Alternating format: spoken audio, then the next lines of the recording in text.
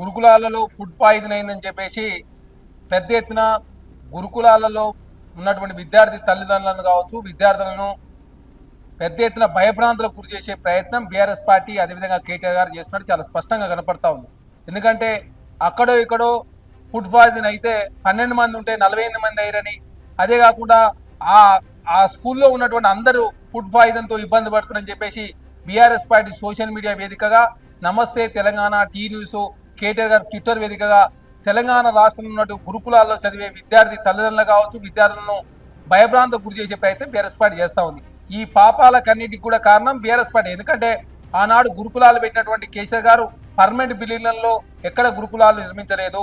అదే కాకుండా కులాల వారిగా గురుకులాలు విభజించి తెలంగాణ సమాజాన్ని కూడా డివైడ్ చేసే ఉద్దేశంలో కేసీఆర్ గారు ఆనాడు గురుకులాలు పెట్టిండు.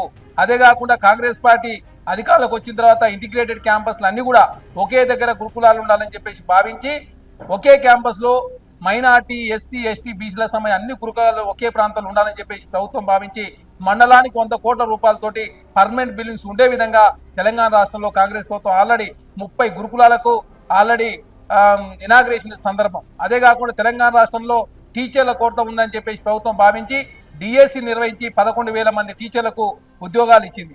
అదే కాకుండా గత 10 సంవత్సరాల కాలంలో ఎక్కడ కూడా టీచర్లకు ప్రమోషన్ జరగలే. తెలంగాణ రాష్ట్రంలో 21,000 మంది టీచర్లకు ప్రమోషన్లు ఇచ్చి తెలంగాణ రాష్ట్రంలో ఎడ్యుకేషన్ రంగానికి గత ప్రభుత్వంలో ఇచ్చిన దానికన్నా కూడా 3,000 కోట్ల రూపాయలు అదనంగా ఇచ్చి తెలంగాణ రాష్ట్రంలో కాంగ్రెస్ ప్రభుత్వం ముందుకు తీసుకుపోతా ఉంది. అదే కాకుండా విద్యాశాఖ మంత్రిగా ముఖ్యమంత్రి గారే డైరెక్ట్ పర్యవేక్షిస్తూ తెలంగాణ రాష్ట్రంలో విశ్వవిద్యాలయాలకు వీసీలు కావచ్చు, అదేవిధంగా వీరనారి శాఖలైలం పేరు మీద మహిళా విశ్వవిద్యాలయం కావచ్చు, స్కిల్ యూనివర్సిటీ కావచ్చు, స్పోర్ట్స్ యూనివర్సిటీ కావచ్చు, ఈ రకంగా తెలంగాణ రాష్ట్రంలో యువతకు ఉద్యోగాలు వచ్చే విధంగా తెలంగాణ రాష్ట్రంలో యూనివర్సిటీ నెలకొల్పుతూ గురుకులాలన్నీ కూడా ఇంటిగ్రేటెడ్ క్యాంపస్లు పెట్టి తెలంగాణ రాష్ట్రంలో విద్యారంగాన్ని ప్రక్షాళన చేసే ప్రయత్నంలో కాంగ్రెస్ ప్రభుత్వం ముందుకు పోతుంటే చూసి ఓరలేక కేటీఆర్ గారు కాంగ్రెస్ ప్రభుత్వం బురదలే ప్రయత్నం వారు చేస్తా ఉన్నారు. ఖచ్చితంగా గురుకులాలను పర్యవేక్షించాలని చెప్పేసి ప్రభుత్వం భావించి ముఖ్యమంత్రి గారు కలెక్టర్ గారు నేతృత్వంలో చైర్మన్ గా కలెక్టర్ గారిని పెట్టి మిగతా సభ్యులంతా మెంబర్లుగా పెట్టి మెంబర్లు తిన్న తర్వాత మాత్రం విద్యార్థులు భోజనం చేసే విధంగా, భోజన ప్రమాణం పెరిగే విధంగా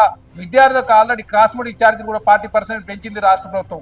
అదే కాకుండా స్కాలర్షిప్ కూడా 1,100 కోట్ల రూపాయలు రిలీజ్ చేసింది రాష్ట్ర ప్రభుత్వం.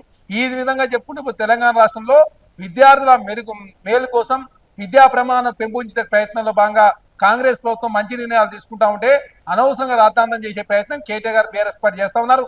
Subscribe us and press the bell icon for more interesting updates.